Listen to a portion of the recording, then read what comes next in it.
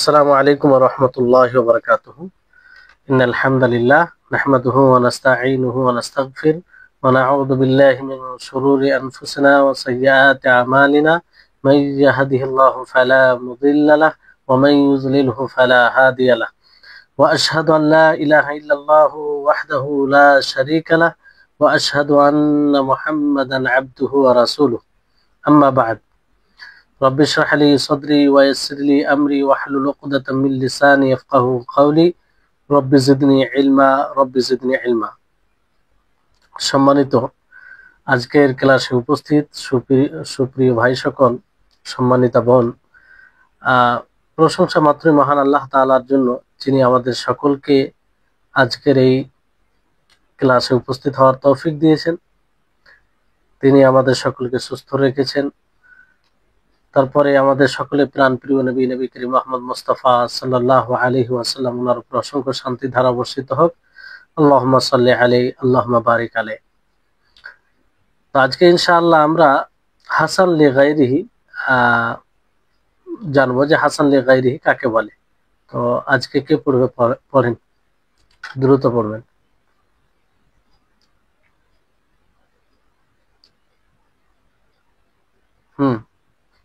বিসমিল্লাহ, আলহামদুলিল্লাহ, ওয়াসসালাতু ওয়াসসালামু আলা রাসূলিল্লাহ।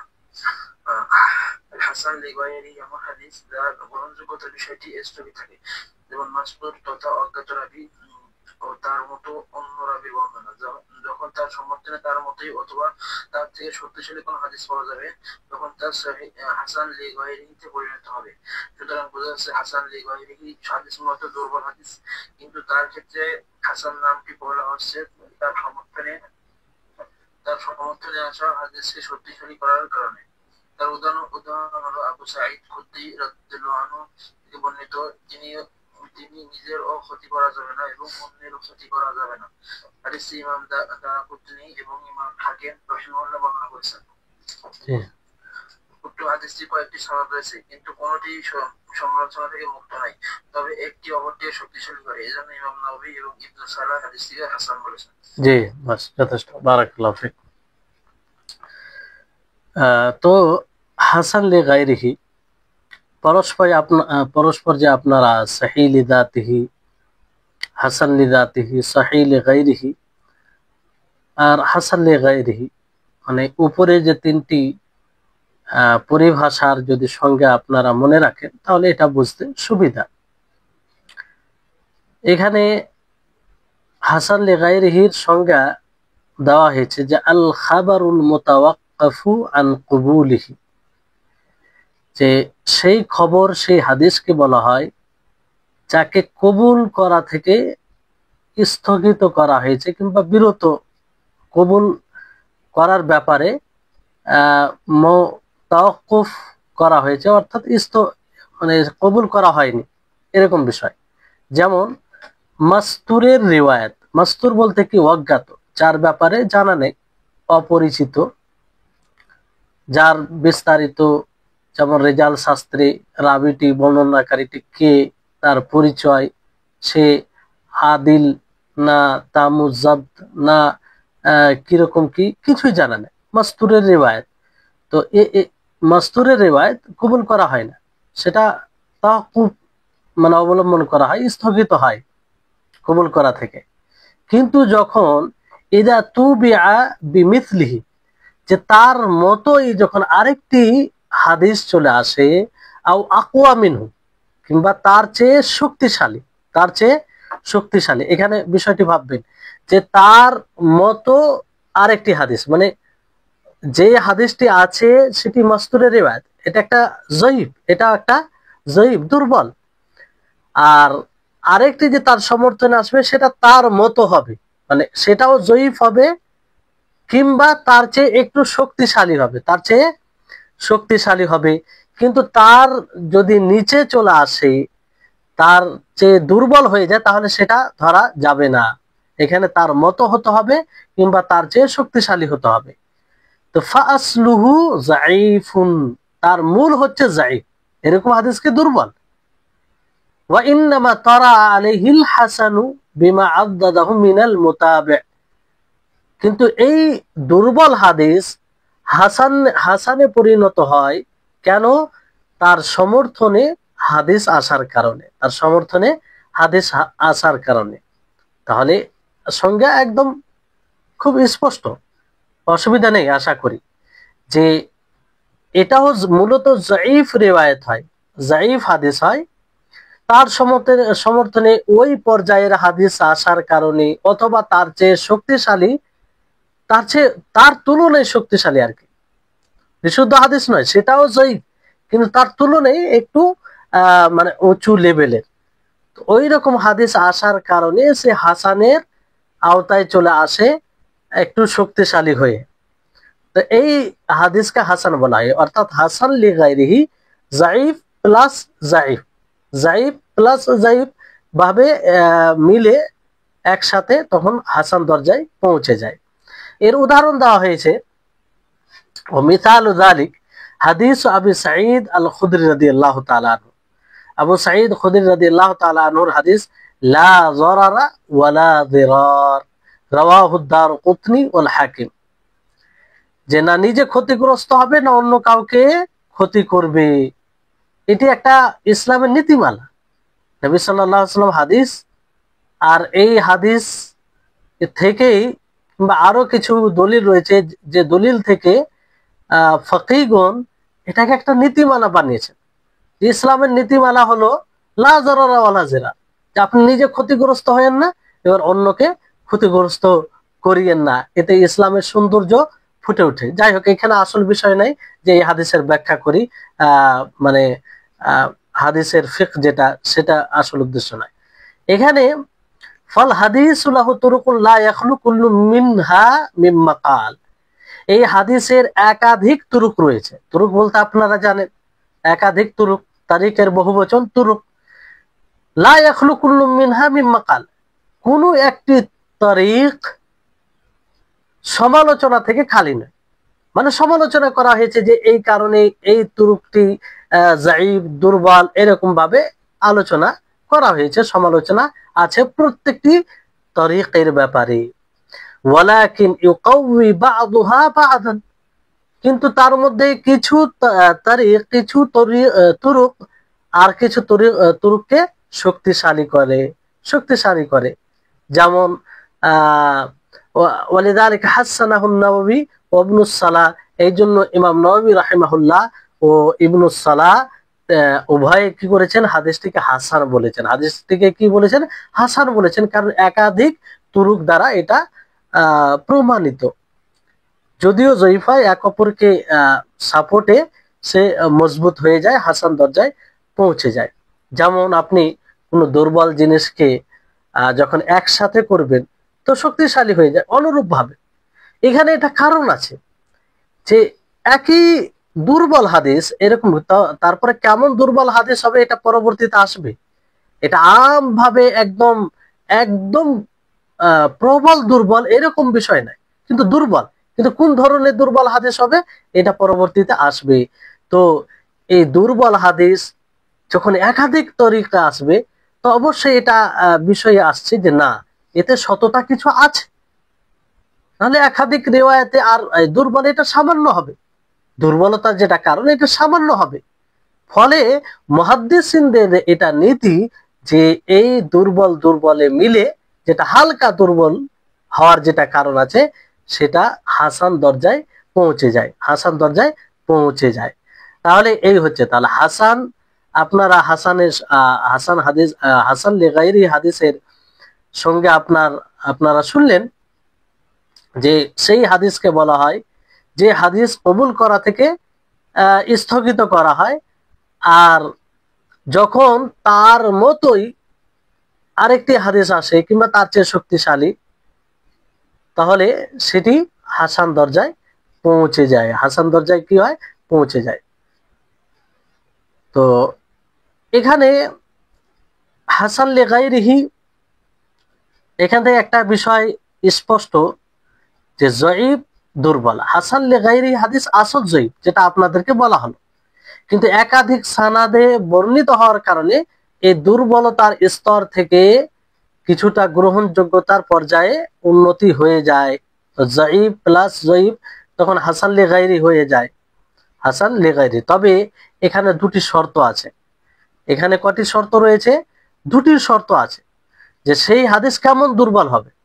তো সেই হাদিস প্রথম শর্ত বলা হচ্ছে যে হাদিসটি দুর্বল হওয়ার কারণে যেন বর্ণনাকারীর ফিস্ক, পাপাচারিতা ও কাজিব, মিথ্যাবাদিতা না হয়।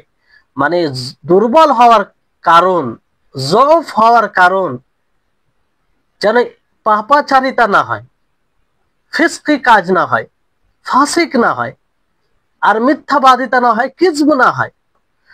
বরং এটা কিসের কারণে দুর্বল হবে? স্মৃতি শক্তির দুর্বলতার কারণে। কিসের কারণে? স্মৃতি শক্তির দুর্বলতার কারণে, আর সনদে বিচ্ছিন্নতা কিংবা রাবি মাজহুল হওয়ার কারণে দুর্বল হবে। তাহলে এক স্মৃতি শক্তি দুর্বল হওয়ার কারণে হতে পারে, কিংবা সনদে বিচ্ছিন্নতা আছে সে কারণে, অথবা রাবি মাজহুল, মাজহুল বলতে যার ব্যাপারে পুরো বিষয় জানা নেই, পরে এগুলোর ব্যাখ্যা আসবে। তাহলে এটা প্রথম শর্ত, এমন দুর্বল হতে হবে, এমন দুর্বল হতে হবে। তাহলে তার সমর্থনে যদি আরো হাদিস আসে তাহলে সেটি হাসান দরজায় পৌঁছাবে। দ্বিতীয় শর্ত হচ্ছে যে একাধিক সনদে বর্ণিত হতে হবে এবং তার সমর্থনে আসা সনদটি যেন তার চেয়ে শক্তিশালী কিংবা অন্তত পক্ষে তার মতো হয়। মানে যেটা সংজ্ঞায় বলা হয়েছে, তো স্বতন্ত্রভাবে আপনাদেরকে বলা হলো যে এই দুটি শর্ত, যাতে আপনাদের জন্য বিষয়টি স্পষ্ট হয়। তাহলে দুটি শর্ত মনে রাখবেন যে হাসান লিগাইরিহি কখন হবে। সর্বপ্রকারে জয়ীফ হাদিস হাসান লিগাইরি হয় না, বরং যে হাদিসের দুর্বলতার কারণ স্মৃতি শক্তির দুর্বলতার কারণে হবে, অথবা সনদে বিচ্ছিন্নতার কারণে, কিংবা রাবির মাজহুল হওয়ার কারণে হবে, এই সব হাদিস। আর সেই হাদিস একাধিক সনদে বর্ণিত হতে হবে। আর একাধিক যেগুলো সনদ হবে সেই সনদগুলো সেই তার মতোই হবে অথবা তার চেয়ে শক্তিশালী হবে। এই জয়ীফ হাদিসের ব্যাপারে কিছু কথা বলা হয়, যে অনেকেই বলেন যে ফজিলতের ক্ষেত্রে জয়ীফ হাদিস গ্রহণযোগ্য, জয়ীফ হাদিস গ্রহণযোগ্য। অনেকে বলে যে ফজিলত ঘটনা কিংবা ওয়াজ নসিহত ক্ষেত্রে জয়ীফ হাদিস বলা যায়। তো এই দাবি কতটুকু সঠিক আর কতটুকু মানে এটা গ্রহণযোগ্য? তো এখানে মুহাদ্দিসিনদের মধ্যে দুটি মত এসেছে। একটি মত হচ্ছে যে কোনো ক্ষেত্রে জয়ীফ হাদিস গ্রহণযোগ্য নয়, কোনো ক্ষেত্রে জয়ীফ হাদিস গ্রহণযোগ্য নয়। এই মতের পক্ষে গেছেন আবু বকর ইবনুল আরাবি, ইমাম আলবানী প্রমুখ। আর এটাই প্রাধান্যপ্রাপ্ত মত, অধিকাংশ মাশায়েখগণ বলেন। দ্বিতীয় মত হচ্ছে যে শর্ত সাপেক্ষে এটা গ্রহণযোগ্য, আম ভাবে নয়, যে সমস্ত জায়গায় এই ফজিলতে জয়ীফ হাদিস বর্ণনা করা যাবে এরকম বিষয় নয়। তো এই মতে কে কে গেছেন? ইমাম আহমদ ইবনু হাম্বাল, আব্দুর রহমান ইবনু মাহদি, আব্দুল্লাহ ইবনুল মুবারক, ইবনু তাইমিয়া প্রখ্যাত ওলামা মুহাদ্দিসিনগণ এই পক্ষে রয়েছে। তাদের মতে তিনটি শর্তে আমলের ফজিলতের ক্ষেত্রে জয়ীফ হাদিস গ্রহণযোগ্য। তিনটি শর্ত, আম ভাবে নয়, তিনটি শর্তে। সেই তিনটি শর্ত কি? প্রথম শর্ত হচ্ছে দুর্বল হাদিসটি যেন অত্যাধিক দুর্বল না হয়, একদম দুর্বল না হয়, প্রবল দুর্বল না হয়। সুতরাং কোন মিথ্যুক, মিথ্যার দোষে দুষ্টু বা অধিক মাত্রায় ভুলকারী রাবি যদি একাকী কোনো হাদিস বর্ণনা করে তাহলে তা গ্রহণযোগ্য হবে না। মানে যে রাবির দুর্বল হওয়ার কারণ হবে সে মিথ্যা কথা বলে কিংবা মিথ্যুক, দোষে সে দুষ্টু, অধিক মাত্রায় সে ভুল করে, এইরকম হাদিস, এইরকম জয়ীফ হাদিস কখনো বর্ণনা করা যাবে না, কোনো ক্ষেত্রেই বর্ণনা করা যাবে না, কোনো ক্ষেত্রে বর্ণনা করা যাবে না। মানে সেই হাদিস বর্ণনা করা যাবে ইনাদের যারা বলে যে বর্ণনা করা যাবে তাদের কথা অনুযায়ী, যে হাদিসটির দুর্বলতার কারণ একদম হালকা। দ্বিতীয় হচ্ছে যে উক্ত আমলের মূল ভিত্তি সহিহ দলিল দ্বারা প্রমাণিত হতে হবে। আসল যে আমল তার ভিত্তি কিন্তু বিশুদ্ধ হাদিস দ্বারা প্রমাণিত হতে হবে। তাহলে দুর্বল হাদিস দ্বারা তার ফজিলতের কথা বলা যাবে, যে আসল আমল বিশুদ্ধ হাদিস দ্বারা প্রমাণ আছে, প্রমাণ আছে, তো তার অতিরিক্ত ফজিলতে কোন একটি দুর্বল হাদিস দ্বারা প্রমাণিত, তো এইরকম হাদিস বর্ণনা করা যাবে। তবে সেই দুর্বল প্রথম শর্ত অনুযায়ী হয়, যে সামান্য দুর্বল হয়। যেমন সূরা জিলজাল কোরআনের অর্ধেক, এই সূরা নসর কোরআনে 4 ভাগের 1 ভাগ কথা বলা যাবে। যেমন সূরা 4 ভাগের 1 ভাগ এর প্রমাণে বর্ণিত হাদিসটি দুর্বল, কিন্তু কোরআন তো মুতাওয়াতির সূত্রে প্রমাণিত। কোরআনের এই সূরা দুটি তেলাওয়াত করা যাবে এ কথা নিঃসন্দেহে প্রমাণিত। তবে উক্ত সূরা দুটি পড়লে যে এই ফজিলত হবে এই কথাটি এই কথার প্রমাণটি দুর্বল। উল্লেখ্য, এই কথার ভিত্তিতে মাগরিবের পরে সূরা ওয়াকিয়া পাঠ করলে দরিদ্রতা দূর হবে মর্মে আমলটি প্রমাণিত হয় না। কারণ সূরা ওয়াকিয়া পাঠ করা কাজটি কোনো সহিহ আমলের ফজিলতে বর্ণনা নয়, বরং এটা একটি আমল যার ভিত্তি দুর্বল, তাই তা পাঠ করা যাবে না। কারণ তার আসল মূল বিশুদ্ধ হাদিস দ্বারা প্রমাণিত নয়, ফলে এটা পাঠ করা যাবে না। এইরকম হাদিস বর্ণনা করা যাবে না। তৃতীয় শর্ত হচ্ছে যে আমল করার সময় এই কথা বিশ্বাস করবে না যে হাদিসটি রাসূল সাল্লাল্লাহু আলাইহি সাল্লাম থেকে প্রমাণিত, বরং সতর্কতা হিসাবে আমল করবে। অর্থাৎ মনে মনে ভাববে যে হাদিসটি রাসূল সাল্লাল্লাহু আলাইহি সাল্লাম এর হতেও পারে এরকম এক প্রকার সন্দেহ। তো এই কারণে অনেক ওলামায়ে কেরাম বলেন না, এটা কি ধরনের ইসলামের যেটা অংশ সেটা নিশ্চিতভাবে মনে করতে হবে। তো এই কারণে ওনারা বলেন যে কোনো ক্ষেত্রেই জয়ীফ দুর্বল হাদিস বর্ণনা করা যাবে না। যদি সেটা হাসানের আওতায় পৌঁছে যায় তাহলে তো সেটা সহিহ হয়ে যায়, মানে সঠিক হাদিস হয়ে যায়, সেটা গ্রহণযোগ্য হুজ্জাত হয়ে যায়। তবে ওনারা বলেন যে এই ধরনের হাদিস যারা বলে এই ক্ষেত্রে এই তিনটি শর্তে দুর্বল হাদিস বর্ণনা করা যাবে, তারা বলে যে আহকাম অথবা কোনো আমল সাব্যস্ত হবে না। এগুলো হাদিস দ্বারা আহকাম আমল সাব্যস্ত হবে না, বরং সহি দলিল দ্বারা প্রমাণিত কোনো আমলের ফজিলত হিসেবে দুর্বল হাদিস বর্ণনা করা যেতে পারে। দুর্বল হাদিসের মাধ্যমে স্বতন্ত্র কোনো আহকাম বা মাসআলার সাব্যস্ত হবে না। আল্লাহু আলাম। তাহলে বিষয়টি হচ্ছে এটা যে এই ধরনের দুর্বল হাদিস দ্বারা কোনো নতুন যে আমল প্রমাণিত হবে, সাব্যস্ত হবে, কোনো বিধান সাব্যস্ত হবে, এরকমটা বিষয় নাই। কোন আমলের যেটা আসল অন্য হাদিস দ্বারা প্রমাণিত তার ফজিলত হিসেবে বর্ণনা করা যেতে পারে, স্বতন্ত্র কোনো ফজিলত মানে নেওয়া যাবে না এই ধরনের হাদিস থেকে। তাহলে এই হচ্ছে বিষয়। এবার আসুন যে ইমাম তিরমিজি রাহিমাহুল্লাহর কথা এবং অন্যদের কথা যে হাদিসুন হাসানুন সাহিহুন, হাদিসুন হাসানুন সাহিহুন, উনি প্রায় এই বাক্য ব্যবহার করে থাকেন হাদিসের শেষে। আপনারা সুনান তিরমিজি পড়বেন তো প্রায় জায়গায় উনি বলেন হাদা হাদিসুন হাসানুন সাহিহুন, এইভাবে তিনি বলেন। তো ওনার এই কথার অর্থ কি, তিনি কি অর্থে ব্যবহার করেছেন, ওনার একটা বিশেষ এটা ইস্তিলাহ হতে পারে, কিংবা উনি কি অর্থে নিয়েছেন এটা আমাদের বোঝা দরকার। কারণ উনি অনেক হাদিসের ব্যাপারে এই কথা বলে থাকেন, তো যদি ওনার উদ্দেশ্য না বুঝি তাহলে তো কোনো লাভ হলো না। তার আগে আপনাদেরকে বলেছিলাম যে কোনো হাদিসে যদি বলা হয় যে হাদা সাহিহুল ইসনাদ, হাসানুল ইসনাদ, আর হাদা হাদিসুন সাহিহুন, হাদা হাদিসুন হাসানুন, এই দুটোর মধ্যে পার্থক্য কে বলবে? দ্রুত বলতে হবে। যেমন নাম ধরে বলে তানভীর ভাই বলেন, দুটোর মধ্যে পার্থক্য কি? কত ক্লাসে বলা হয়েছে? তারপরে আলিফ, আলিফ না কি নাম আলিফ ভাই?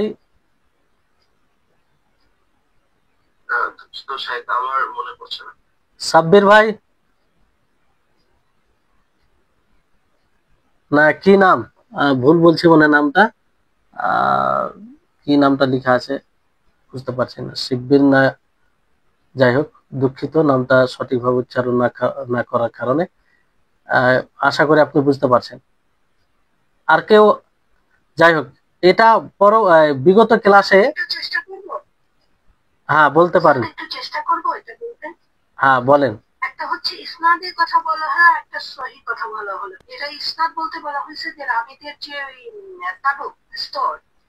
না না না, এটা নয়, এটা নয়। সহিহুল ইসনাদ বলতে সেখানে ইসনাদের উপরে হুকুম লাগানো হয় যে এই হাদিসটির ইসনাদ সহিহ বিশুদ্ধ, হাসানুল ইসনাদ মানে সেই হাদিসের ইসনাদের উপরে হুকুম লাগা হয়। ইসনাদ বলতে আপনারা এর সংজ্ঞা পড়েছেন যে বর্ণনাকারীর ধারাবাহিকতা চেন, তো এটা ওর উপরে হুকুম লাগানো হয়। আর যখন হাদা হাদিসুন সাহিহুন বলা হয় তখন হাদিসের উপরে, পুরো হাদিসের উপরে হুকুম লাগানো হয়। তো এই হচ্ছে পার্থক্য।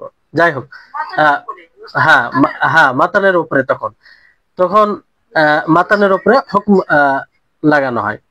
তো এখানে ইমাম তিরমিজি রাহিমাহুল্লাহ এই কথা যে হাদিসুন হাসানুন সাহিহুন, তো এই উনার এটার অর্থ কি, উনি এটা থেকে কি বুঝাতে চান, তো এই ব্যাপারে আপনাদের বইয়ে রয়েছে যে কদ তুস্তাশকালু আল ইবারা আল মাযকুরা লিআন্না আল হাসানা কাসিরুন ইনদা দারাজাতিস সাহিহ ফাকাইফা ইয়াজতামিউ ইসবাতুল কুসুরি ওয়া নাফিহু ফি হাদিসিন ওয়াহিদ। যে ইমাম তিরমিজি রাহিমাহুল্লাহর এই কথা হাযা হাদিসুন হাসানুন সাহিহুন, এটা বড় কঠিন অবস্থায়, মানে বড় জটিলতা নিয়ে আসে, মানে জটিল এটা একটা বাক্য কিংবা জটিলতার সম্মুখীন হতে হয়। কেন? লিআন্নাল হাসানা কাসিরুন ইনদা দারাজাতিস সাহিহ, কারণ হাসান হাদিস পর্যায়ে তার স্তর আপনারা সংজ্ঞা হিসেবে জানেন যে এটা বিশুদ্ধ হাদিসের দরজা থেকে নিচে, মানে তার মর্যাদা থেকে নিম্নতর। হাসান হাদিস নিম্নতর সেই হাদিসের তুলনায়। তো দুটি একটি নিম্নতর বিষয় উচ্চতর এর সাথে কি করে মিলে যায়? ফাকাইফা ইয়াজতামি ইসবাতুল কুসুরি ওয়া নাফিহু ফি হাদিসিন ওয়াহিদ, যে একই হাদিসে আবার সহিহ হচ্ছে আবার হাসান হচ্ছে, এটা কি করে? তো এটা বড় জটিলতার, বুঝতে গিয়ে জটিলতার সম্মুখীন হতে হয়, মানে অভিযোগ হয়, প্রশ্ন জাগে। তো এর সুন্দর উত্তর হাফিজ ইবনে হাজার রাহিমাহুল্লাহ তিনি দিয়েছেন বইয়ে। যখন আজাব আল হাফিজ বলা হবে তো সেই হাফিজ বলতে হাফিজ ইবনে হাজার রাহিমাহুল্লাহ, এটা মনে রাখবেন। তো আজাব আল হাফিজ আন যালিক, এই ব্যাপারে হাফিজ ইবনে হাজার রাহিমাহুল্লাহ তিনি বলেন যে বিআন্নাল হাদিস আল্লাযী উতলিকা আলাইহি ওয়াসফান আল হাসান ওয়াস সিহাতু মান লা ইয়াখলু, যে হাদিস যখন তার উপরে দুটি ওয়াসফের ইতলাক হবে, দুটি ওয়াসফের কথা বলা হবে যে হাদিসের ব্যাপারে একসাথে, যে হাদিসটি হাসান ও সহিহ, তো এটা দুই অবস্থা থেকে খালি হবে না, দুই অবস্থা থেকে খালি হবে না। একটি অবস্থা হচ্ছে ইম্মা আইয়াকুনা গারিবান লিতাফাররুদি রাবিন ওয়াহিদিন বিহি, যে হয়তো হাদিসটি গরিব হবে, একজন রাবি একাকী রাবির বর্ণনা করার কারণে সেই হাদিসটি গরিব হবে, এটি একটা অবস্থা।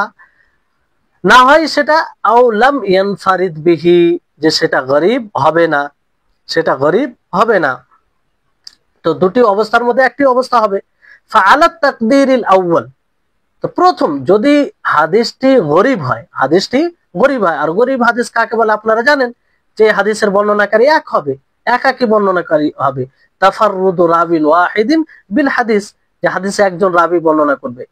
ইয়াকুনু সাবাবুল জাম'i বাইনাল ওয়াসফাইনি তারাদ্দুদু যালিকাল ইমাম ফিমা ইনফারাদা বিহি, তো যদি হাদিস গরিব হয় তাহলে ইমাম তিরমিজি রাহিমাহুল্লাহর দুইটি ওয়াসফ, দুইটি গুণ একত্রিত করার কারণ হচ্ছে যে ইমামের সেখানে দ্বিধা রয়েছে, যে হাদিসটি গরিব রয়েছে সেই হাদিসে তিনার দ্বিধা রয়েছে, যে যেই রাবি একাকী বর্ণনা করেছেন, যে রাবি বর্ণনাকারী একাকী, হালকানা যাবিতান ফাহাদিসুহু সাহিহুন, যে সেই একাকী রাবি তিনি কি যাবিত সংরক্ষণকারী, পুরোপুরি সংরক্ষণকারী? যদি পুরোপুরি সংরক্ষণকারী হয় তাহলে হাদিসটি সহিহ হবে, হাদিসটি কি হবে? সহিহ হবে।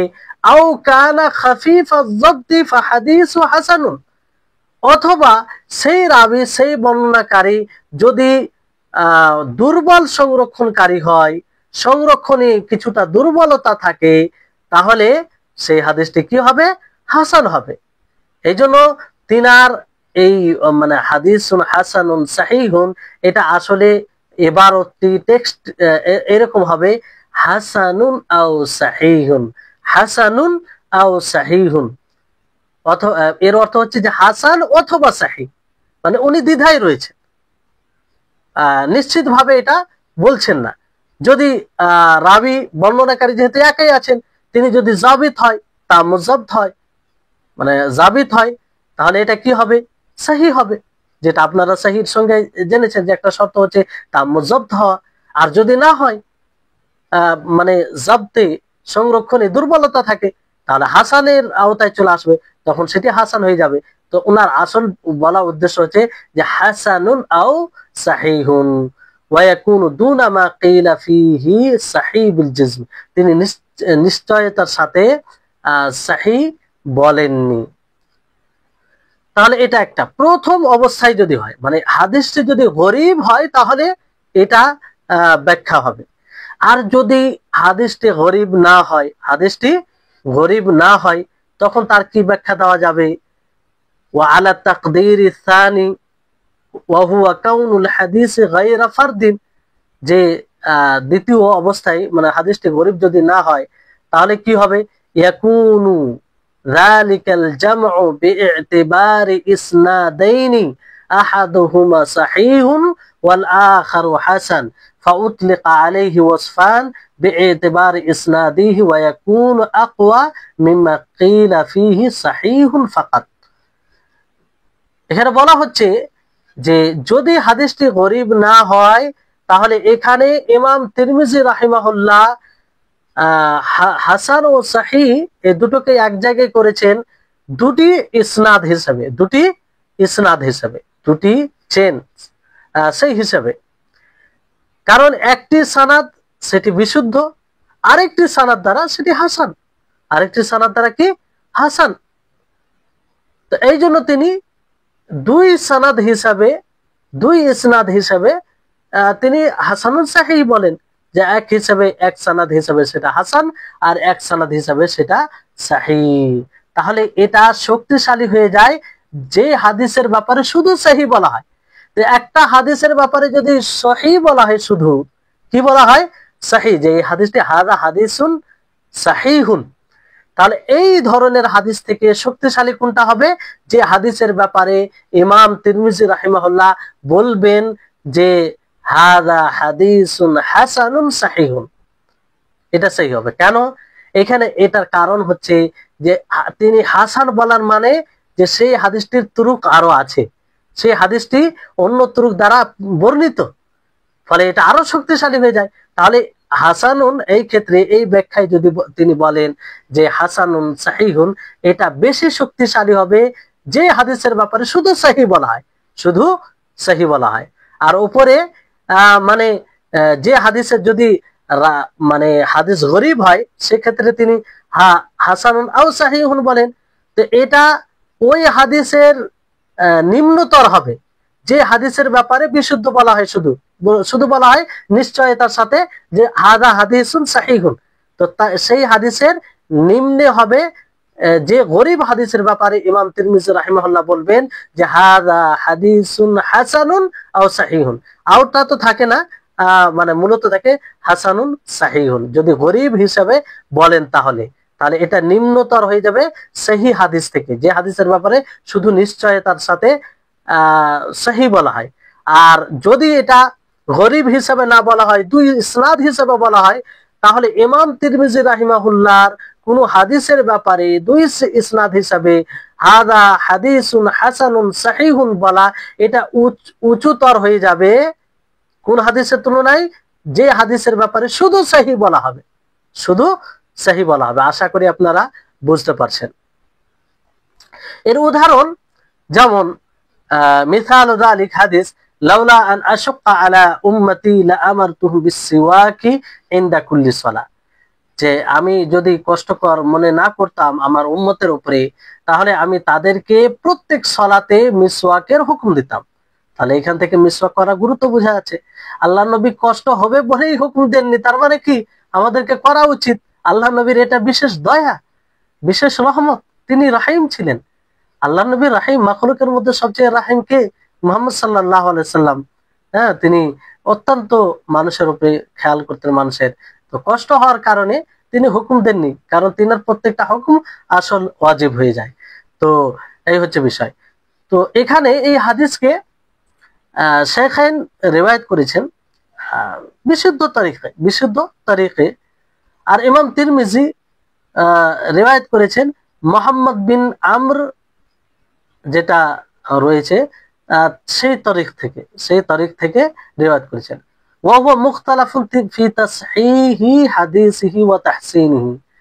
আর তিনি মানে মোহাম্মদ ইবনে আমর তিনি দ্বিমত আছে তিনার হাদিসকে বিশুদ্ধ করেনে ও হাসান করতে গিয়ে দ্বিমত আছে, সকলে একমত নয়।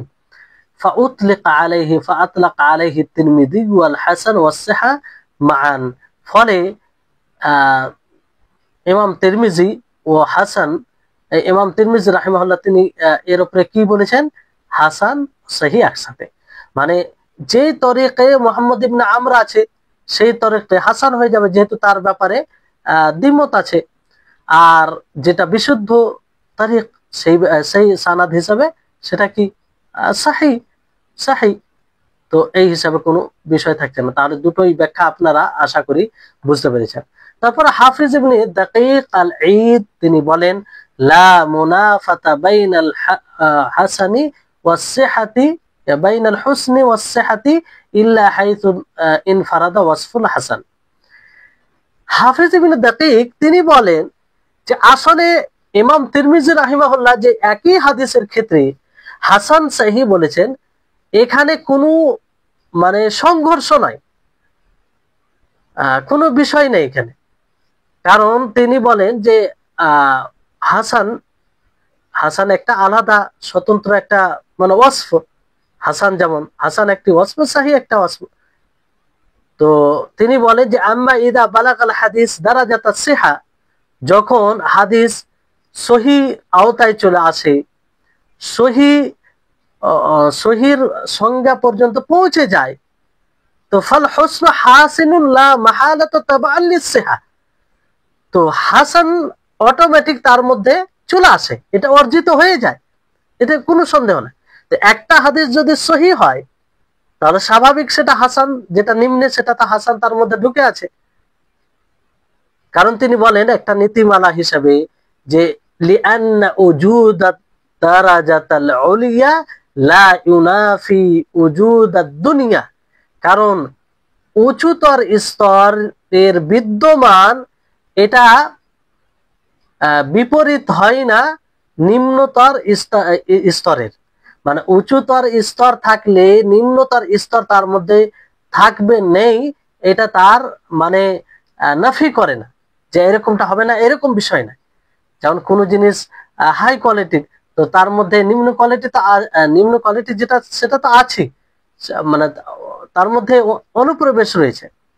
তো তিনি বলছেন ফায়াসিহু আন ইউকাল, তাহলে বলা যেতে পারে এইভাবে বলা সঠিক হবে যে হাসানুন বিইতিবারিস সিফাতিদ দুনিয়া, যে নিম্নতর গুণ হিসাবে বিবরণ হিসাবে সেটি হাসান, ওয়া সাহিহুন বিইতিবারিস সিফাতিল উলিয়া, এবং উচ্চতর গুণ হিসাবে সিফাত হিসাবে এটি সহিহ। তাহলে এই দুটি কথায় কোনো প্রকারের মুনাফা এক অপরের বৈপরীত্য বিষয় এখানে আসে না। তো আশা করি আপনারা বুঝতে পেরেছেন। তো এখানে বাংলা অর্থটা দেখতে পারেন তাহলে একটু স্পষ্ট হবে যে উক্ত ইবারত বাক্যটি উপলব্ধি করা জটিল হয়ে পড়ে। মানে এটা মানে ইমাম তিরমিজি রাহিমাহুল্লাহ হাসানুন সাহিহুন, এটা কারণ হাসান হাদিস সহিহ হাদিসের চেয়ে নিম্নতর, এটা সকলে আপনারা জানেন। তাহলে একই হাদিসের মধ্যে আল কসুর নিম্নতা বা ঘাটতি সাব্যস্ত করা এবং তা নাকচ করার বিষয়টি কিভাবে একত্রিত হতে পারে? মানে আপনি বিশুদ্ধ বলছেন আবার বলছেন যে হাসান, মানে বিশুদ্ধ বলা মানে হাসান নয়, এটা সহি, তো আবার পর হাসান কি করে বলেন? তো এটা একটা ইশকাল অভিযোগ। তো এর উত্তর হাফিজ ইবনে হাজার আসকালানী রাহিমাহুল্লাহ এর উত্তর দিয়েছেন যে হাদিসের মধ্যে একই সাথে হাসান ও সহি এর মতো দুটি বিশেষণ ব্যবহার করা হয়েছে, সে হাদিসটি দুইটি অবস্থা থেকে খালি নয়, যেটা আপনাদেরকে বলা হলো। প্রথম হচ্ছে হয়তো বা হাদিসটি গরীব, যা একজন রাবী এককভাবে বর্ণনা করেছেন, অথবা সেটা গরীব নয়। যদি প্রথমটি তথা গরীব ধরে নেওয়া হয় তাহলে দুইটি বিশেষণ একত্রিত করার কারণ হলো হাদিসটি সংকলনকারী মুহাদ্দিসের একাকী বর্ণনাকারী উক্ত রাবির ব্যাপারে সংশয় ছিল। তিনি সংশয়ী ছিলেন, সংশয়ে আছেন। তিনি কি পূর্ণ সংরক্ষণকারী, মানে যিনি একাই বর্ণনা করেছেন? যদি তা হয় তাহলে তার হাদিসটি হবে সহিহ। না, সংরক্ষণের ক্ষেত্রে তিনি দুর্বল। যদি তা হয় তাহলে তার হাদিসে হবে হাসান। তো আশা করি আপনারা বুঝেছেন, বেশি আর এখানে বলার প্রয়োজন নেই। তাহলে উক্ত ইবারতের আসল রূপ দাঁড়াচ্ছে কি? হাসানুন আও সাহিহ, হাসান অথবা সহিহ, দুটি বিশেষণ যুক্ত। এই হাদিসটি ওই হাদিসের তুলনায় নিম্নমানের হবে যার ব্যাপারে নিশ্চিতভাবে সহিহ বলা হয়েছে। মানে যে হাদিসের ব্যাপারে নিশ্চিতভাবে বলা হয়েছে সহিহ, নিশ্চিতভাবে, তাহলে এটা উচ্চতর হবে কার তুলনায়? যে হাদিসের ব্যাপারে এই হিসেবে ইমাম তিরমিজি রাহিমাহুল্লাহ বলেছেন হাসানুন সাহিহুন, হাসানুন সাহিহুন। আর যদি দ্বিতীয় বিষয়টি ধরা হয়, দ্বিতীয় বিষয়টি বলতে কি? গরীব হবে না, অর্থাৎ রাবি একজন না হওয়া, হাদিসটি গরীব না হওয়া, তাহলে তার মধ্যে একই সাথে দুইটি বিশেষণ একত্রিত হয়েছে দুইটি সানাদের দিকে লক্ষ্য করে, যার একটি সহিহ আর অপরটি হাসান। সুতরাং এখানে দুইটি বিশেষণ ব্যবহার করা হয়েছে দুই সনদের দিকে লক্ষ্য করে। এক্ষেত্রে সেই হাদিসটি যার মধ্যে দুইটি বিশেষণ লাগানো হয়েছে সেই হাদিসটি ওই হাদিসের তুলনায় বেশি শক্তিশালী হবে যার মধ্যে শুধুমাত্র সহিহ বলা হয়েছে। তাহলে যে হাদিসের মধ্যে, এই ক্ষেত্রে যে হাদিসের ব্যাপারে ইমাম তিরমিজি রাহিমাহুল্লাহ বলেন হাদা হাদিসুন হাসানুন সাহিহুন, এটা বেশি শক্তিশালী ওই হাদিসের তুলনায় যে হাদিসের ব্যাপারে শুধু সহিহ বলা হয়। কারণ কি? এখানে উদাহরণ সহ বলা আছে, যদি আমি উম্মতের জন্য কষ্ট, এই লাউলা আনা আশুক্কা উম্মতি, এই হাদিসটি উদাহরণ রয়েছে যে উক্ত হাদিসটি ইমাম বুখারী ও ইমাম মুসলিম সহিহ সনদে বর্ণনা করেছে। ইমাম তিরমিজি হাদিসটি বর্ণনা করেছেন পূর্বে উল্লেখিত মুহাম্মদ ইবনে আমরের সনদে। আর তার হাদিস সহিহ নাকি হাসান হবে তা মতভেদপূর্ণ, মানে মতভেদ রয়েছে। সকলেই বলেনি যে তার হাদিসকে গ্রহণ করা হবে, তার হাদিসকে গ্রহণ করা হবে। যার কারণে ইমাম তিরমিজি তার বর্ণিত হাদিসের ব্যাপারে একই সাথে হাসান এবং সহিহ হওয়ার বিশেষণ লাগিয়েছেন। হাফিজ ইবনে দাকিক আল ঈদ বলেছেন হাসান বিশেষণটি পৃথকভাবে ব্যবহার না করা হলে পাশাপাশি থাকা সহিহুন ও হাসান এর মাঝে কোনো বৈপরীত্য থাকে না, মানে কোনো মতভেদ, মানে এক অপরের যে বিরোধিতা আসে তা এখানে বিষয় নেই। কেন? কারণ কোনো হাদিস যদি সহিহ স্তরে পৌঁছে যায় তাহলে সহিহ এর অনুসরণে স্বাভাবিকভাবে তার মধ্যে হাসান এর বিশেষণ চলে আসে। হাসান কারণ নিম্ন, তো এটা চলে আসে, কারণ উচ্চ স্তরের উপস্থিতি নিম্ন স্তরের উপস্থিতিকে বাতিল করে না। যেখানে উচ্চ স্তরে উপস্থিতি থাকবে তার মানে এটা নয় যে নিম্ন স্তরের উপস্থিতি সেখানে নেই। সুতরাং এই কথা বলাই ঠিক হবে যে নিম্ন স্তরের বিবেচনা হাদিস হাসান এবং উচ্চ স্তরের বিশেষণের বিবেচনা হাদিসটি সহিহ। তাহলে আশা করি আপনারা হাদিসটি বুঝতে পেরেছেন। আর এর উদাহরণ আরো অনেক রয়েছে, আপনাদের বইয়ে সেটা দেখতে পারেন।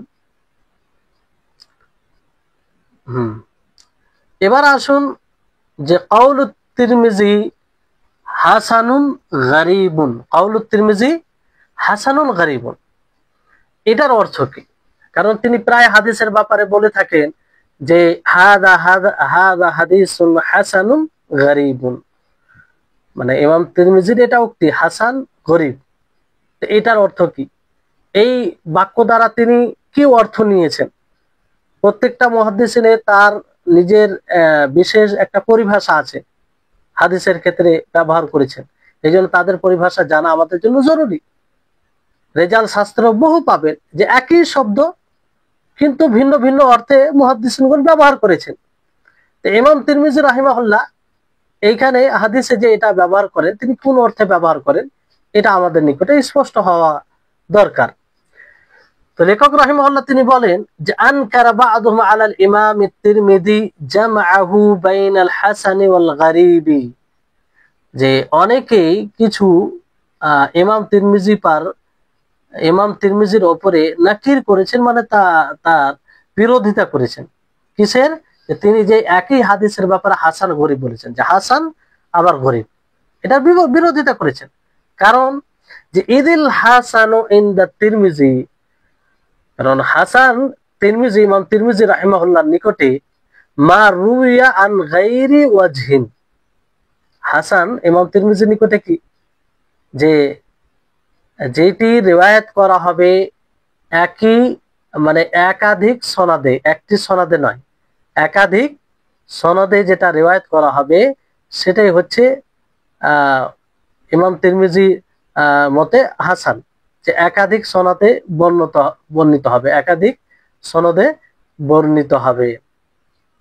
আর গরিব ওনার নিকটে যেই হাদিসটি একজন রাবি বর্ণনা করবে, একজন রাবি বর্ণনা করবে।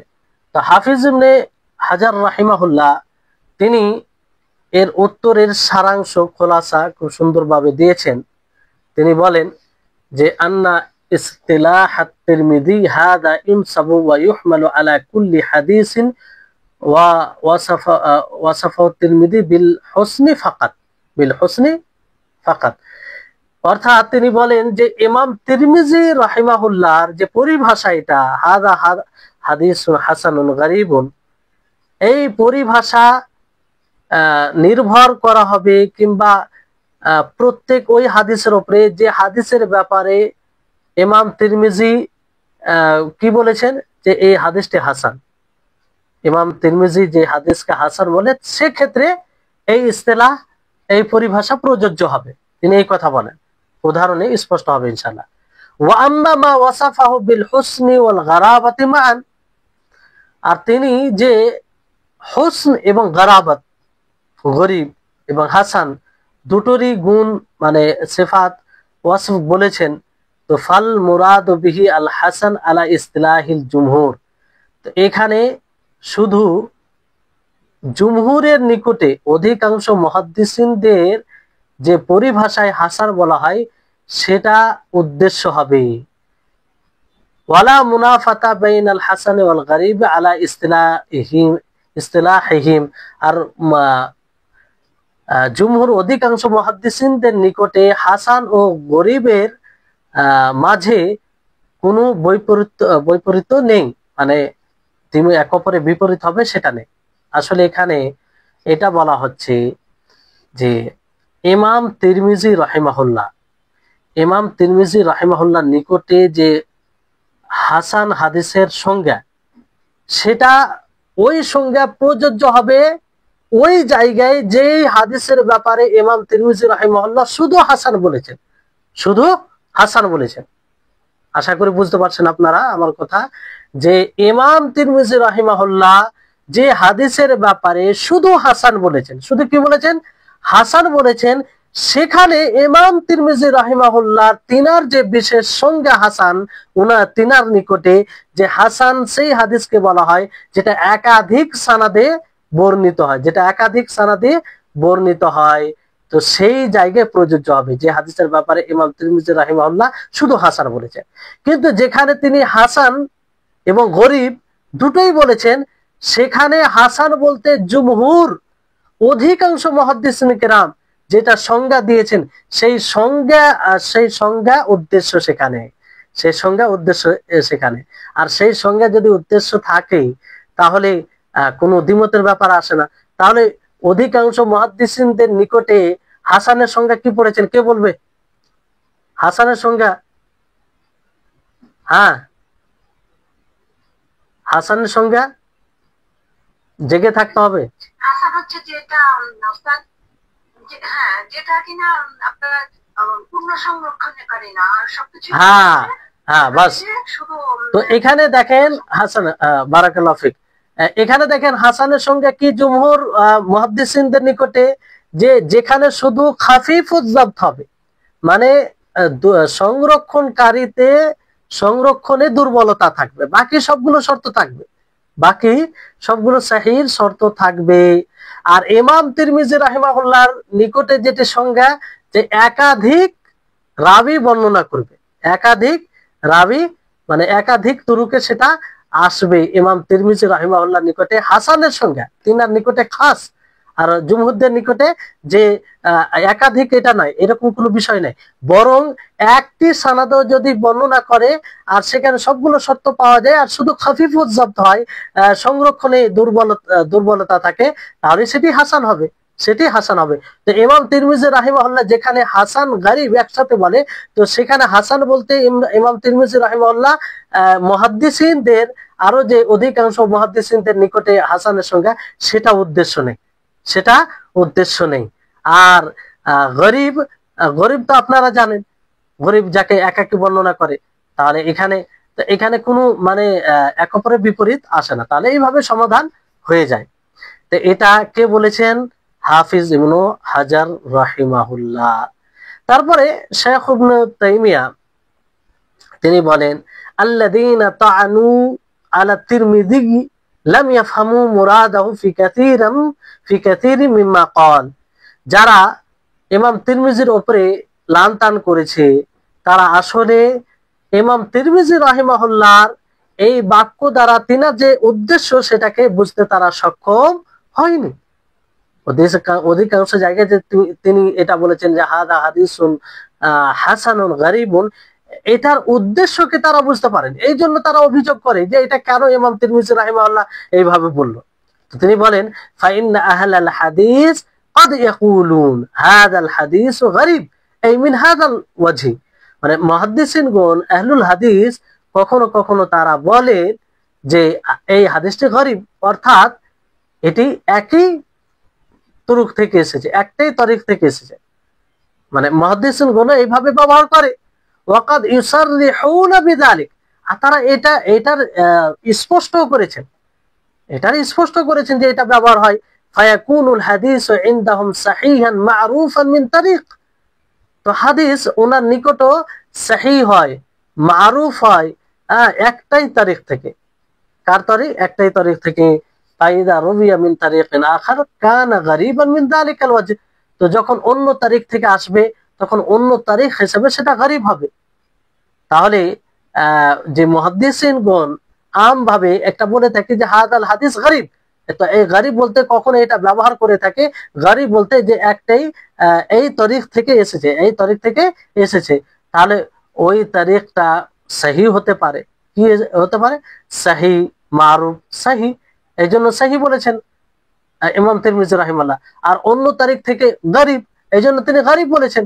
তো ওয়াইন কানাল মাতলু সহিহান মারুফান فالترمذي إذا قال حسن غريب يعني بذلك أنه غريب من ذلك الوجه لكن المتن له شواهد صار بها من جملة الحسن। তিনি বলেন যে যদি মাতন কি হয়? সহি হয়, মারুফ হয়, তো তিরমিজি যখন বলবেন, তিরমিজি রাহিমাহুল্লাহ, যে হাসানুল গরিবুন, তো অর্থাৎ এর দ্বারা কি বুঝাবে? যে একটি তারিখ থেকে গরিব, কিন্তু সেই মাতনের, সেই আসল হাদিসের শাওয়াহিদ কাকে বলে? মানে তার মতোই, তার সমর্থনে কিংবা তাকে সাপোর্ট করে এরকম অনেক শাওয়াহিদ এসে যায়, ফলে সার্বিকভাবে সে হাসান হয়ে যায়, তো এইভাবে তিনি এই ব্যাখ্যা দিয়েছেন। তো এখানে অনুবাদটি দেখেন, তো অনুবাদে বলা হয়েছে যে কোন ইমাম একই হাদিসের ক্ষেত্রে ইমাম তিরমিজির হাসান ও গরিব এর বিশেষণ ব্যবহার করাতে আপত্তি তুলেছেন, মানে আপত্তি করেছেন যে এটা কেন, একই হাদিস কি করে আবার হাসান হয় আবার গরিব হয়? তার কারণ হলো ইমাম তিরমিজির মতো, মানে উনার সংজ্ঞা হিসাবে, ওনার যে বিশেষ সংজ্ঞা আছে ওই কারণে। বাকি মুহাদ্দিসিনদের যে সংজ্ঞা সেই হিসাবে হলে তো কোনো সমস্যা নেই, কিন্তু ইমাম তিরমিজি রাহিমাহুল্লাহ হাসান হাদিসের এক সংজ্ঞা দিচ্ছেন, আর তিনি ওনার সংজ্ঞা অনুযায়ী সেই হাদিস হাসান হলে আবার গরিব হয় না, তো এটা কি করে? তখন ইমাম তিরমিজির মতে হাসান ওই হাদিস যা একাধিক সনদে বর্ণিত হবে, আর গরিব যেটা এক হাদিসে এক রিওয়ায়াতি, মানে একজনই বর্ণনাকারী হবে, এককভাবে বর্ণনা করবে। তো দুটো বিপরীতমুখী পরিভাষাকে একই হাদিসের মধ্যে একত্রিত করা হচ্ছে, তো এটা তো আপত্তিকর বিষয়, এই জন্য আপত্তি করেছেন। ইবনে হাজার রাহিমাহুল্লাহ এর জবাব দিয়েছেন যে তার মূল কথা হলো এটা, যে ইমাম তিরমিজি উক্ত পরিভাষাটি শুধু ওই সকল হাদিসের ক্ষেত্রে প্রযোজ্য হবে যে হাদিসের ব্যাপারে ইমাম তিরমিজি শুধু হাসান বলেছেন। ইমাম তিরমিজির যে হাসান এর সংজ্ঞা আর বিশেষ সংজ্ঞা তার নিকটে জমহুরের নিকটে যেটা সঙ্গে সেটা নয়, সেটা শুধু ওই হাদিসের ক্ষেত্রে হবে যে হাদিসের ব্যাপারে ইমাম তিরমিজি রাহিমাহুল্লাহ শুধু হাসান বলেছেন, শুধু হাসান বলেছেন। কিন্তু যে হাদিসে একই সাথে হাসান ও গরীব বলে আখ্যায়িত করেছেন তার দ্বারা উদ্দেশ্য অধিকাংশ মুহাদ্দিসের পরিভাষা অনুযায়ী বর্ণিত হাসান, বর্ণিত হাসান। আর তাদের পরিভাষায় হাসান ও গরীব হাদিসের মধ্যে কোনো বৈপরীত্য নেই। তো কোনো বৈপরীত্য নেই, জুমহুর যেটা আপনারা শুনলেন, আশা করি আপনারা বুঝতে পেরেছেন। শেখুল ইসলাম ইবনে তাইমিয়া রাহিমাহুল্লাহ তিনি বলেন, ইমাম তিরমিজির উপরে যারা আপত্তি তুলেছেন তারা তার বলা অনেক কথার উদ্দেশ্য সম্পর্কে ভালোভাবে উপলব্ধি করতে পারেনি। কারণ মুহাদ্দিসগণ কখনো কখনো বলে থাকেন এই হাদিসটি গরীব, অর্থাৎ এই সনদে গরীব। কখনো কখনো তা এই সনদে গরীব কথাটি স্পষ্টভাবে উল্লেখ করে থাকেন, স্পষ্টভাবে বলেন যে হাদাল হাদিস গরীব, হাদাল হাদিস গরীব বলতে এই তরিক দিয়ে গরীব। দেখা যায় উক্ত হাদিসটি তাদের নিকটে সহিহ ও সুপরিচিত, মানে সহিহ এবং সুপরিচিত হওয়ার পরেও তারা বলে যে হাদা হাদিসুল গরীব, মানে এটা বলে থাকে। কিন্তু হাদিসটি যখন উক্ত সহিহ ও সুপরিচিত সনদ ছাড়া ভিন্ন সনদে বর্ণিত হয় তখন উক্ত সনদে হাদিসটি গরীব হয়, অন্য সনদে তখন গরীব হয়ে যায়, যদিও তার মতনটি সহিহ ও সুপরিচিত। সুতরাং ইমাম তিরমিজি যখন বলবেন হাসানুন গরীবুন তখন এর দ্বারা তার উদ্দেশ্য হবে হাদিসটি উক্ত সনদে গরীব, উক্ত সনদে গরীব, কিন্তু তার মতনের সমর্থক হাদিস থাকার কারণে হাদিসটি হাসানের শ্রেণীভুক্ত হয়ে গেছে। বুঝতে পারলেন? ইমাম তিরমিজি যদি কোনো হাদিসের ব্যাপারে হাসানুন গরীবুন বলে তাহলে এর উদ্দেশ্য হবে হাদিসটি উক্ত সনদে গরীব, হাদিসটি উক্ত সনদে গরীব, কিন্তু তার মতনের সমর্থকে হাদিস আসার কারণে সেই হাদিসটি হাসানের শ্রেণীভুক্ত হয়ে যায়। তাই হচ্ছে বিষয়। তারপরে এর উদাহরণ এখানে দেওয়া হয়েছে, যেমন حدثنا محمد بن إسماعيل حدثنا مالك بن إسماعيل عن إسرائيل بن يونس عن يوسف بن أبي بردة عن أبيه عن عائشة قالت كان النبي صلى الله عليه وسلم إذا خرج من الخلاء قال غفرانك قال أبو عيسى هذا حديث حسن غريب لا نعرفه إلا من حديث إسرائيل عن يوسف بن أبي بردة। দেখেন এখানে তো এর কারণ জানার আগে ইমাম তিরমিজির মতে হাসান হাদিসের সংজ্ঞা জানা জরুরি। ইমাম তিরমিজির মতে হাসান হাদিসের সংজ্ঞা যেটা আপনাদেরকে বলা হয়েছে, জমহুরের নিকটে হাসান হাদিসের সংজ্ঞা মা রাওয়াহু আদলুন খাফফা যাবতুহু মুত্তাসিল সনদ গায়রা মুআল্লিন ওয়ালা শাদিন। তো এই হচ্ছে বিষয়। আশা করি এখানে যে উদাহরণটি দেওয়া হয়েছে যেটা আপনাদের নিকটে বলা হলো, তো এই উদাহরণের ক্ষেত্রে বলা যেতে পারে যে ইমাম তিরমিজির মতে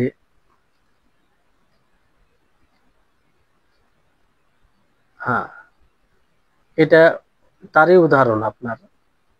তো এখানে তিনার যেটা উদ্দেশ্য সেই অনুযায়ী কি অর্থ দাঁড়াবে এখানে, সেই অনুযায়ী অর্থ এখানে এটা দাঁড়াবে যে হাদিসটি উক্ত সনদে গরীব, যেটা সনদ রয়েছে সেটা গরীব, কিন্তু তার মাতনের আরো বিভিন্ন শাওয়াহিদ সমর্থনে আসার কারণে সেটা হাসান হয়ে গেছে।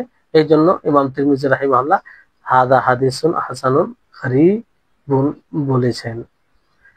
তারপরে একটি গুরুত্বপূর্ণ বিষয় এখানে রয়েছে, সেটি হচ্ছে জিয়াদাতুস সিকাতি ওয়া তাকসিমুল খাবারি ইলা মাহফুজিন ওয়া শাযিন, নির্ভরযোগ্য রাবীর বৃদ্ধিকরণ এবং খাবারের দুই প্রকার। নির্ভরযোগ্য যদি বৃদ্ধি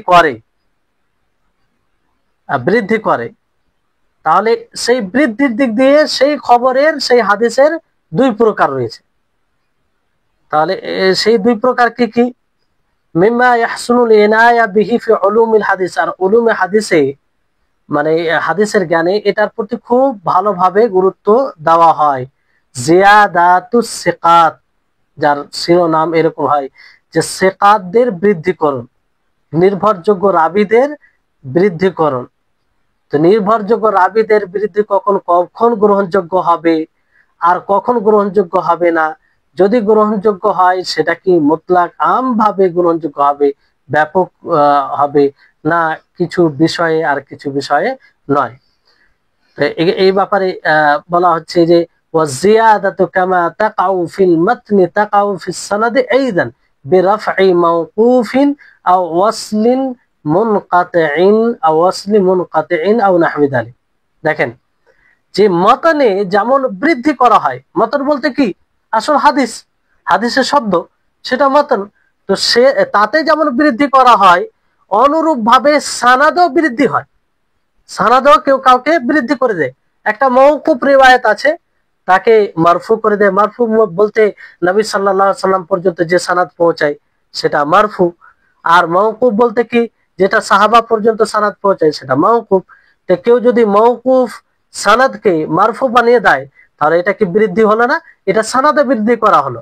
আর কেউ যদি মুনকাতে মানে বিচ্ছিন্ন সানাদকে অবিচ্ছিন্ন বানিয়ে দেয় তাহলে এটাও বৃদ্ধি হলো, এটাও মানে অবিচ্ছিন্ন সানাদকে মৌসুল বলা হয় ওয়াসল, আর বিচ্ছিন্ন মুনকাতে।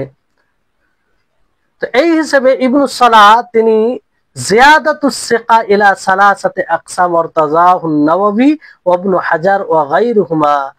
ইবনু সালাহ যার ব্যাপারে আপনারা পূর্বে শুনেছেন, তিনি নির্ভরযোগ্য রাবির বৃদ্ধিকে 3 ভাগে বিভক্ত করেছেন, 3 প্রকারে 3 প্রকার বলেছেন।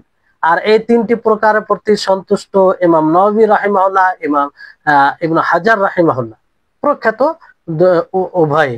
তাহলে 3টি প্রকার কি?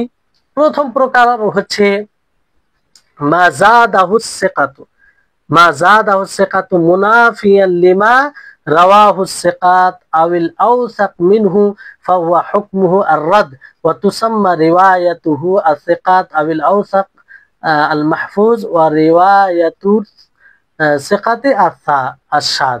এখানে দেখেন ভালোভাবে শুনেন যে যে হাদিসে নির্ভরযোগ্য রাবি, নির্ভরযোগ্য সেকা রাবি, সেকা যখন শুনবেন তখন মনে করবেন নির্ভরযোগ্য, যে হাদিসে নির্ভরযোগ্য রাবি বৃদ্ধি করবে সেই একাধিক নির্ভর রাবির বিরুদ্ধে, মানে একাধিক নির্ভরযোগ্য রাবির বিরুদ্ধে একজন নির্ভরযোগ্য রাবি বৃদ্ধি করবে কাদের বিরুদ্ধে? তার তুলনায় মানে একাধিক নির্ভরযোগ্য রাবির বিরুদ্ধে বর্ণনা করবে, অথবা তার চেয়ে একজন বেশি নির্ভরযোগ্য রাবির বিরুদ্ধে কিছু বৃদ্ধি করবে। তাহলে এটার কি হুকুম হবে? এটার হুকুম প্রত্যাখ্যান, মানে এরকম হাদিসকে গ্রহণ করা যাবে না। আর সিকাত যিনারা অধিক নির্ভরযোগ্য রাবি কিংবা যে বৃদ্ধি করেছে তার চেয়ে গ্রহণযোগ্য যে রাবি, তার রিওয়ায়াতকে মাহফুজ বলা হবে। কি বলা হবে? মাহফুজ বলা হবে। আর যে সিকা রাবি একজন গ্রহণযোগ্য রাবি অনেক গ্রহণযোগ্য রাবির মুখালিফে বর্ণনা করেছেন, এমন এমন কিছু বৃদ্ধি করেছে যেটা তাদের বিরুদ্ধে যায়, অথবা তার চেয়ে অধিক নির্ভরযোগ্য রাবির বিরুদ্ধে যায়, বর্ণনাকারীর বিরুদ্ধে যায়, তখন সেটা তাদের রিওয়ায়াত কি হবে? শায হবে। কি হবে? শায। যেমন আপনাদেরকে উদাহরণ দিই, এগুলো বোর্ডে খুব সুন্দর হয়। তো বিষয়টি হচ্ছে, ধরুন যে এখানে কয়েকজন নাম আছে, যে যাই হোক জায়েদ, খালিদ, হামিদ, রাশিদ। এখানে জায়েদ কিন্তু নির্ভরযোগ্য রাবি, জায়েদ নির্ভরযোগ্য রাবি, আর খালিদ মানে জায়েদের চেয়ে নির্ভরযোগ্য বেশি, জায়েদের চেয়ে নির্ভরযোগ্য বেশি।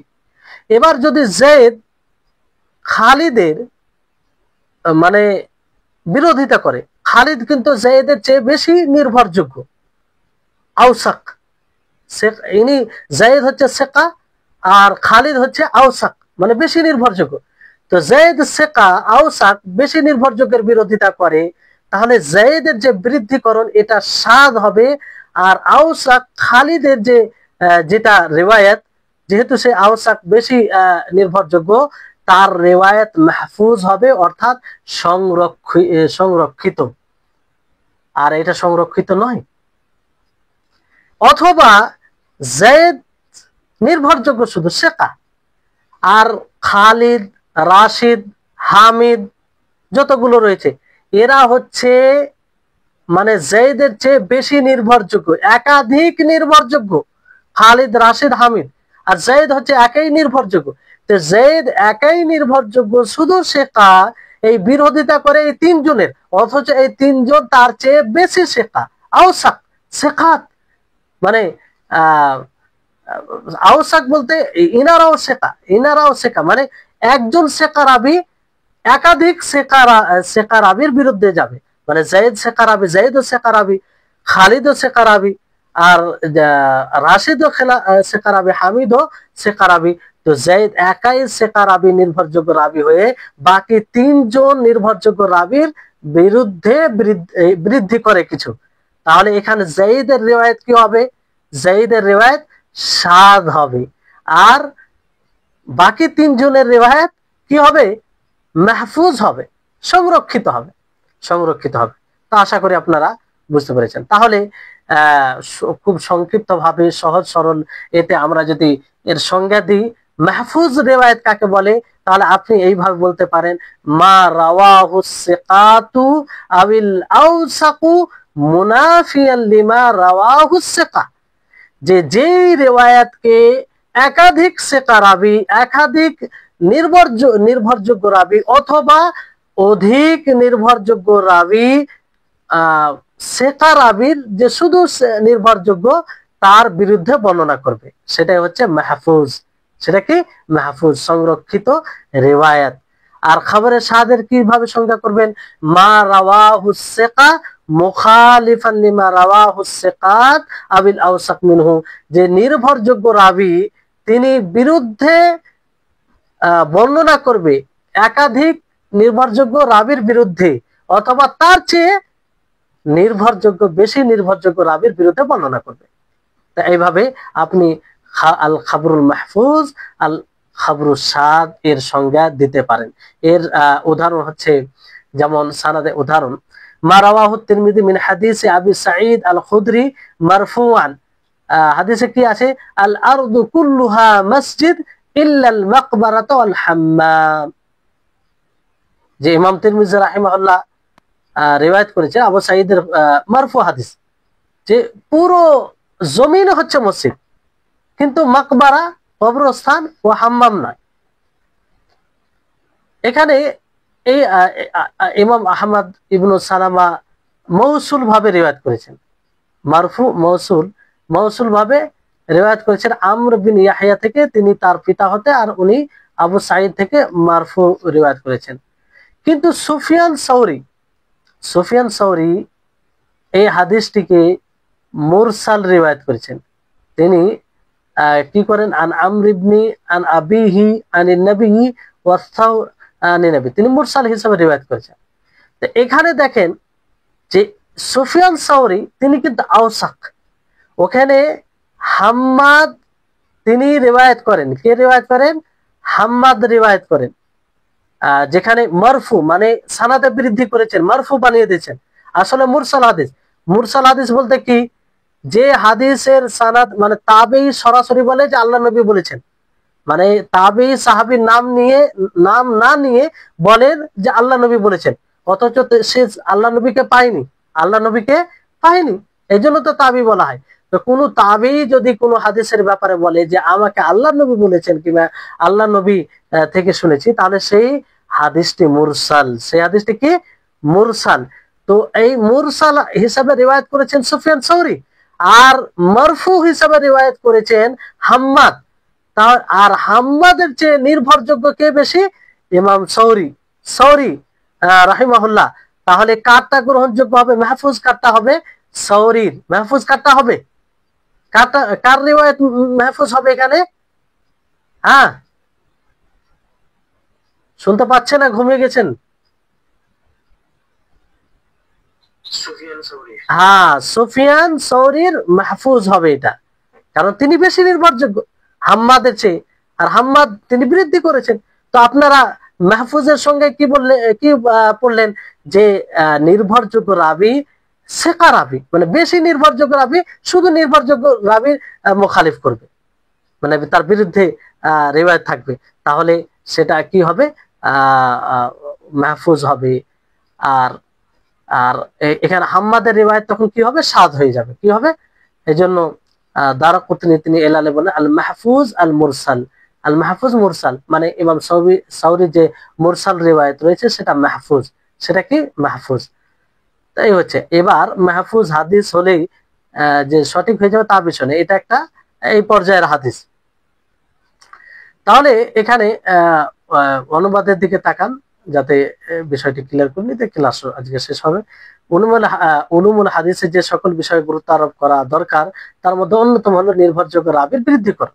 নির্ভরযোগ্য রাবির বৃদ্ধিকরণ, এই বৃদ্ধি সনদের মতনে হয়ে থাকে। যেমন সনদে বৃদ্ধি হয়, সনদে বৃদ্ধির আপনারা উদাহরণ শুনলেন, আর মতনের উদাহরণ আসবে।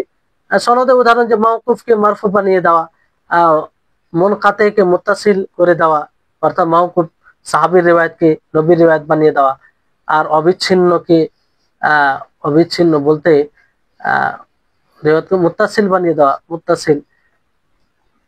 ইমাম ইবনু সালাহ এই বৃদ্ধিকে 3 ভাগে ভাগ করেছেন। ইমাম নওয়াবী, হাফিজ ইবনে হাজার এবং অন্যান্যরা তার এই বিভাজনকে সমর্থন করেছেন। আর 3 ভাগে আপনারা শুনলেন যে এক হচ্ছে যে একজন নির্ভরযোগ্য রাবি, কয়েকজন নির্ভরযোগ্য রাবি অথবা তার চেয়ে অধিক নির্ভরযোগ্য একজন রাবির বিপরীতে যা বৃদ্ধি করে। বুঝতে পারলেন? এ ধরনের বৃদ্ধির হুকুম হলো তা প্রত্যাখ্যাত। এই অবস্থায় কয়েকজন নির্ভরযোগ্য রাবি অথবা অধিক নির্ভরযোগ্য রাবির বর্ণিত হাদিসের নাম হবে মাহফুজ, এবং তার বিপরীতে একজন নির্ভরযোগ্য রাবির বর্ণিত হাদিসের নাম হবে সাদ। সব এগুলো ব্যাখ্যা করা হল। সুতরাং খাবারে মাহফুজ হলো এমন হাদিস যা কয়েকজন নির্ভরযোগ্য রাবি অথবা অধিক নির্ভরযোগ্য রাবি একজন নির্ভরযোগ্য রাবির বিপরীতে বর্ণনা করে। আর খাবার সাদ হলো একজন নির্ভরযোগ্য রাবি কয়েকজন নির্ভরযোগ্য রাবি অথবা তার চেয়ে অধিক নির্ভরযোগ্য রাবির বিপরীতে বর্ণনা করে। সনদের ক্ষেত্রে উদাহরণ, যেই উদাহরণটা আপনাদেরকে বলা হলো যে ইমাম তিরমিজি আবু সাঈদ খুদরি থেকে মারফু সূত্রে বর্ণনা করেছেন, কবরস্থান ও গোসলখানা ব্যতীত পুরো পৃথিবী মসজিদ। উক্ত হাদিসটা হাম্মাদ ইবনে সালামা মৌসুল সূত্রে আমর বিন ইয়াহিয়া থেকে, তিনি তার পিতা থেকে, তিনি আবু সাঈদ খুদরি থেকে মারফু সূত্রে বর্ণনা করেছেন। মারফু মানে একদম মারফু, পুরো উপর পর্যন্ত। আর সুফিয়ান সাউরি হাদিসটিকে মুরসাল সূত্রে, অর্থাৎ তাবেঈ পর্যন্ত, তাবেঈ মানে বলেছে, তিনি তার পিতা থেকে, তিনি নবী সাল্লাল্লাহু আলাইহি ওয়াসাল্লাম থেকে বর্ণনা করেছেন।